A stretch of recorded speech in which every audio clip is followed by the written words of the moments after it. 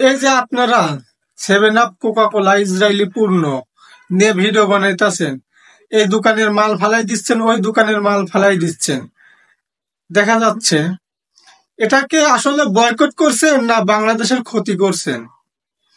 আপনারা তো বলতে পারতেন যে আপনারা যারা ব্যবসা করে তাদেরকে বলতে পারতেন যে আপনারা এসব মাল আর নিয়ে আসবেন না, এই মালগুলা রিটার্ন ব্যাক দেন। কারণ তিনি তো টাকা দিয়ে কিনে নিয়ে আইছে 2 টাকা ইনকাম করার জন্য, সেই জিনিস ফালাই না দিয়ে কোম্পানিকে রিটার্ন ব্যাক দিতে বলেন। আর আপনারা তার থেকে কিনে নিয়ে এসে ভিডিও বানাচ্ছেন আর বলছেন বয়কট করছি। আসলে বয়কট করছেন না প্রমোট করছেন? আমার থেকে তো মনে হচ্ছে তো আপনারা প্রমোট করছেন। বয়কট যদি করতেন তাহলে আপনারা নিজে কিনতেন না, কারণ আপনার টাকা খরচ করে আপনি কখনো 7 আপ, কোকা কোলা অন্য অন্য পণ্য কিনতেন না, কিনে সারি ভিডিও বানাইতেন না। আপনারা একদম কিনা স্থগিত করে বয়কট করতেন।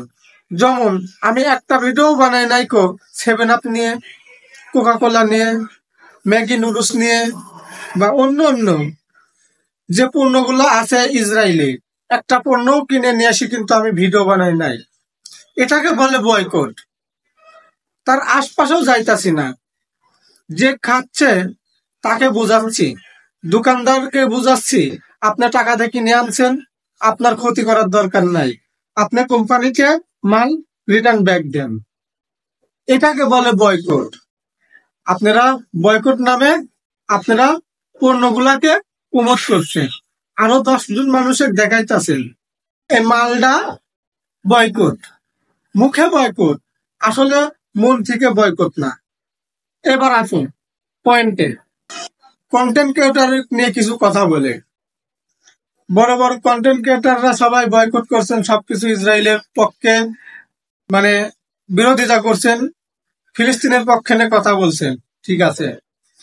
এই যে আপনার হাতে আইফোন দিয়ে যে ভিডিও করছেন, আইফোন দিয়ে যে কন্টেন্ট ক্রিয়েটর করছেন, এই আইফোনটাও কিন্তু ইসরায়েলি পণ্য। আপনারা ইসরায়েলি পণ্য আইফোন কি বয়কট করছেন? আইফোন বয়কট করুন, আইফোন কিন্তু ইসরায়েলি পণ্য। দেখি কে কে আইফোনকে বয়কট করে। কক্সবাজার যায় আপনারা আইফোন নিয়ে আসেন, আবার বলেন বিদেশে আইফোন 60 প্রো ম্যাক্স কিনতে পারবেন না। এবার কয়জন ব্যক্তি আছেন আইফোন 4 প্রো ম্যাক্স কে বয়কট করতে পারবেন? আইফোনকে বয়কট করতে পারবেন কয়জন আছেন? আমার বাংলাদেশের নামি নামি কন্টেন্ট ক্রিয়েটররা, আপনাদেরকে দৃষ্টি আকর্ষণ করে বলা হইল আপনারা আইফোনকে বয়কট করুন। আশা করি আমার কথা বুঝতে পারছেন। ধন্যবাদ।